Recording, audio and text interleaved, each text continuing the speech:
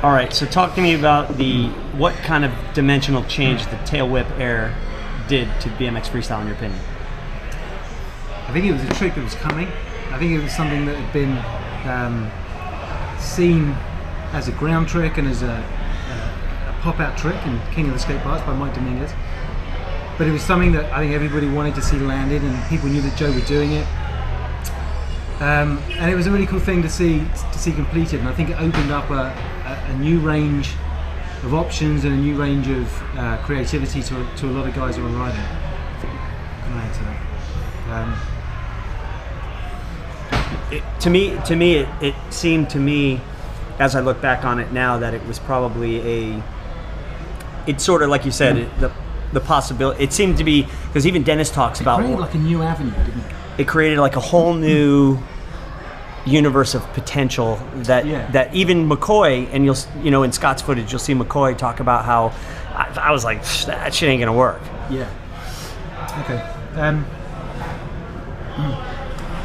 I think what the tail whip air did really was opened a new avenue of tricks.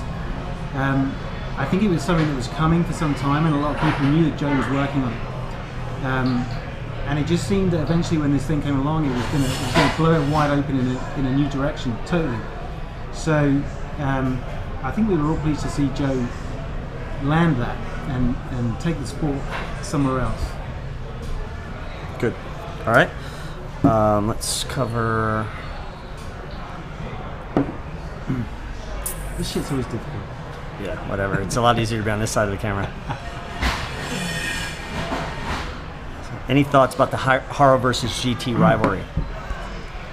Yeah, I think actually I remember being quite keen on GT when I was quite young. I had the Eddie Fiota World Tour video, and I really thought Fiota was a good rider.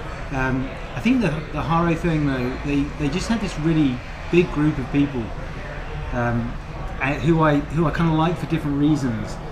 And there was definitely a lot of rivalry from what I can see from the research I've done. And I think Jim Ford gave me some good feedback on a cake that was sent down to Haro in Carlsbad, and it was a cake that was made in the shape of a yellow number 1, and at the bottom it had the GT wings.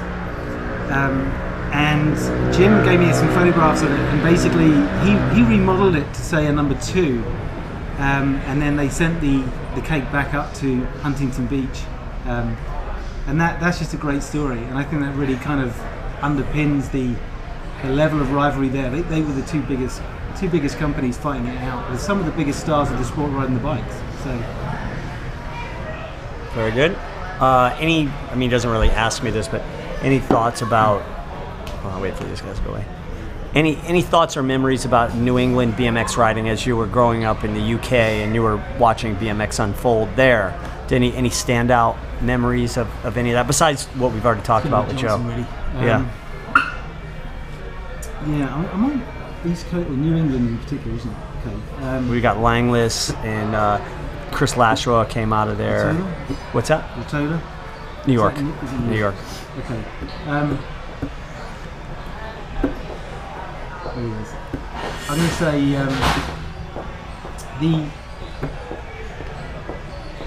the memories I have of the New England freestyle scene really coming onto the map.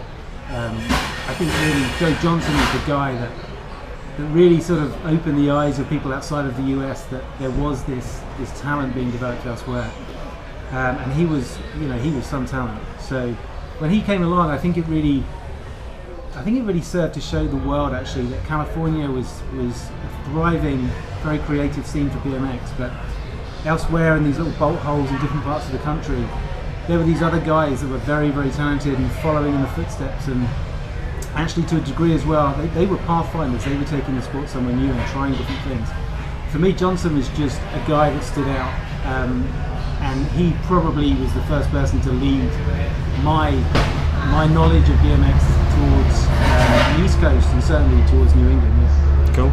Any last words for Scott Maroney, who's going to be watching this footage the minute I send it to him? Yeah, I think Scott Maroney is doing an awesome job. I've seen some of his footage already. He's a great guy. He's got a great eye for what he's doing, and I'm going to be here tonight drinking a beer with him later and giving him a solid pat on the back for doing great work in BMX history. Thank you, Scott. I thought you were going to just take the piss out of him, which is what I was saying. I was trying to come up with something, but